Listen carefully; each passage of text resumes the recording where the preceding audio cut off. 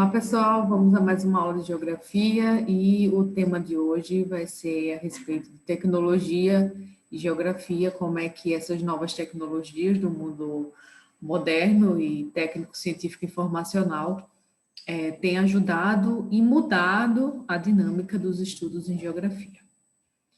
Então, vou compartilhar aqui com vocês a aula de hoje.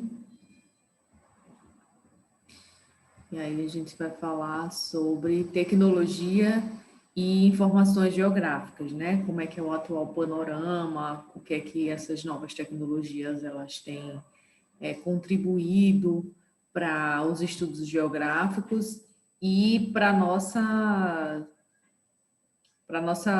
atividade diária também, né? Até. Então, a gente vê uma expansão dos satélites, né? Ao redor da Terra, e aí vinculado a algumas empresas ou a alguns governos também, né? E aí o que é que isso ajuda, né? O que é que esses satélites eles fazem?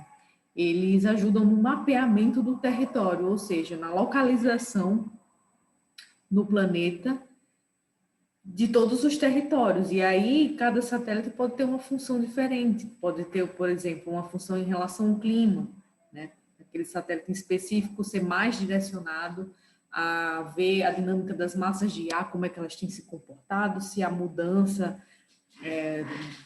com o tempo, né, das correntes marítimas também. Outras vão localizar queimadas, né, a questão ambiental.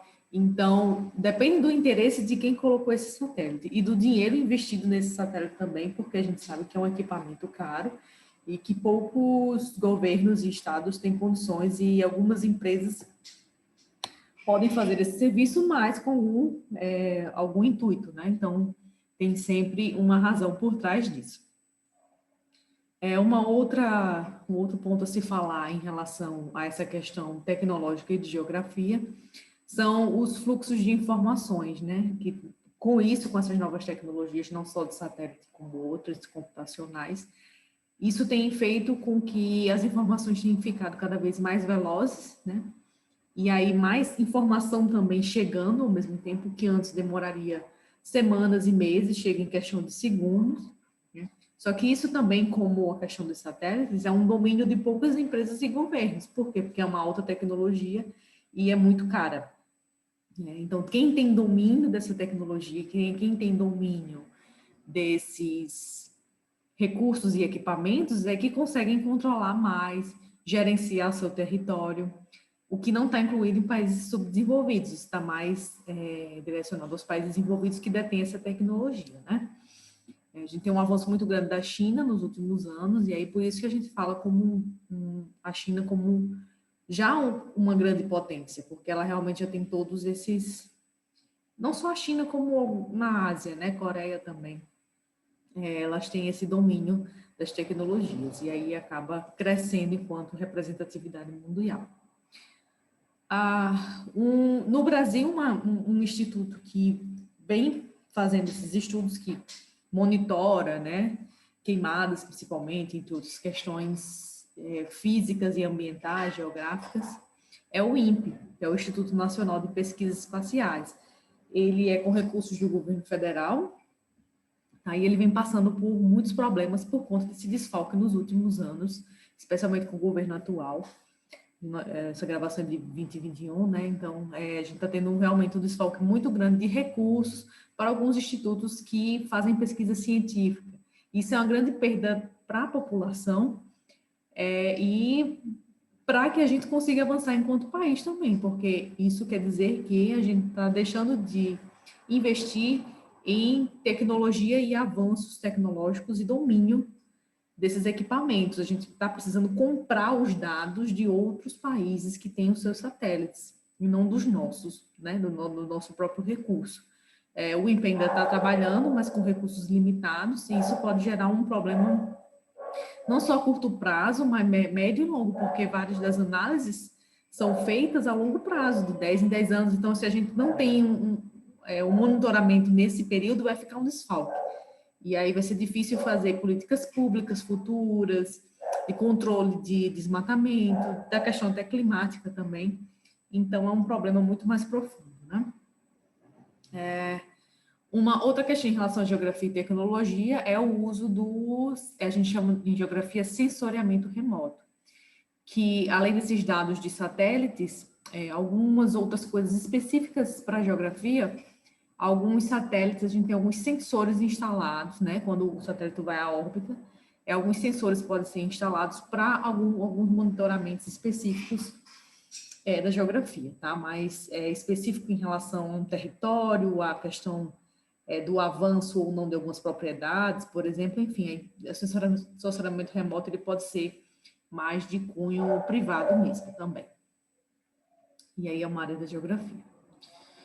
Eu trouxe uma reportagem para vocês, só para vocês entenderem o impacto que está sendo do governo atual, né, com o enfraquecimento do INPE e a retirada desse órgão sobre a divulgação dos dados de queimada, né, isso foi agora em julho de 2021, e aí o governo atual ele trocou, né, o monitoramento da divulgação por outro setor, que aí é controlado, porque o INPE ele é um setor mais autônomo, ou seja, ele tem autonomia de dizer quais são os dados, independente do governo que seja. Ele vai falar a realidade, não vai se submeter ao que o governo queira.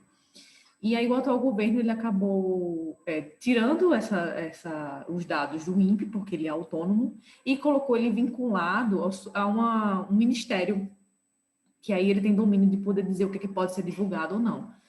Subordinado ao Ministério da Agricultura pelo Instituto Nacional de Meteorologia, que aí sim ele pode dizer o que é que pode fazer ou não, divulgar dados se quiser ou não, ele tem um monitoramento maior. Já do INPE seria uma coisa mais autônoma e realista.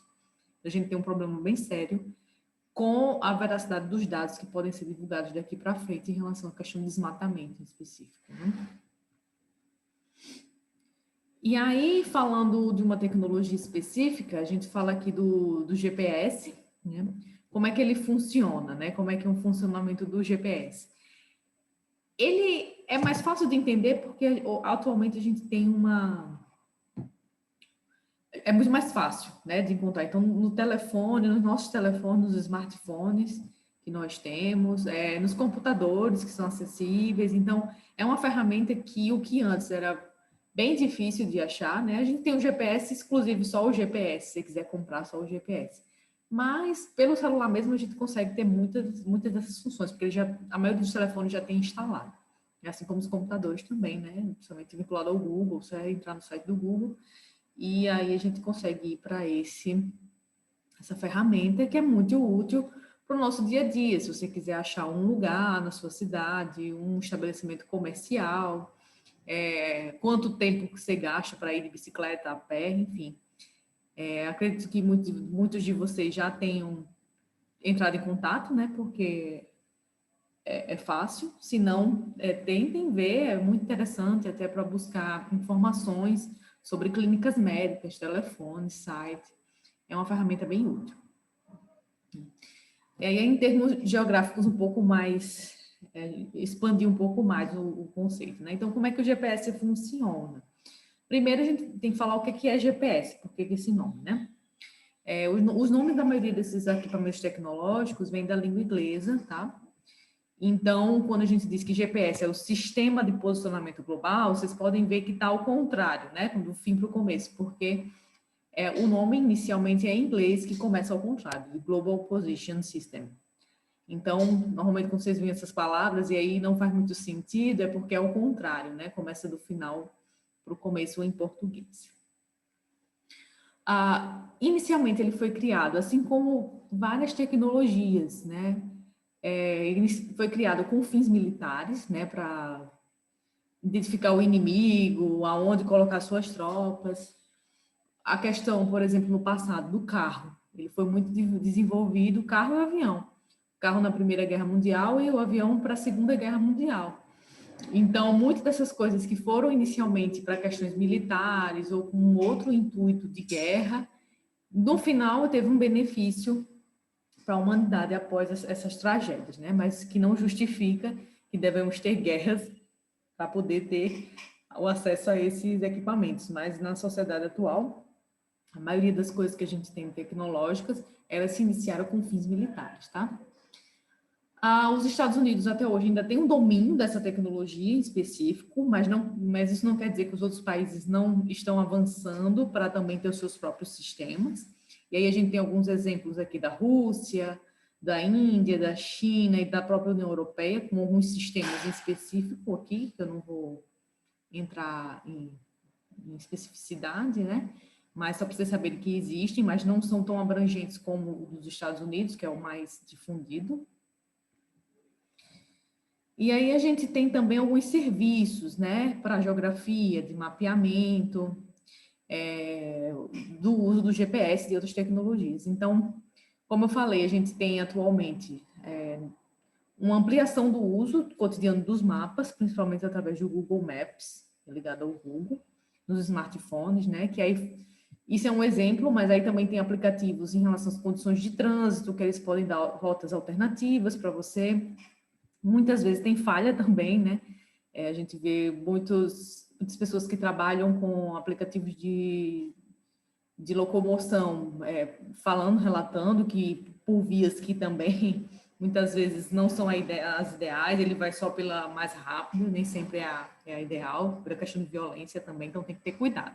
Ao mesmo tempo que ela ajuda, a gente também tem que ter o nosso senso de perigo e de realidade daquela cidade, né? Mas aí, como ponto positivo, então, a gente também tem desses serviços de localização no geral, né? A gente também já tem dispositivos de rastreamento de celulares, que isso pode ser positivo, por exemplo, num caso de roubo, mas pode ser negativo num ponto de você invadir a privacidade de um governo, de um lugar, de uma pessoa. Pode ser também, como positivo, ajudar os deficientes a se locomoverem, por exemplo, alguns aplicativos eles oferecem os horários de ônibus e do ônibus que é adaptado para o cadeirante, por exemplo. Então, ele vai saber que horas exatamente aquele ônibus vai chegar, que é adequado a ele. Então, assim, toda tecnologia ela tem o seu bem e o seu mal, né? Depende do como a humanidade tem usado. Então, sempre fazer essa relação dos dois, dos usos da tecnologia, tanto do lado positivo como negativo. Não?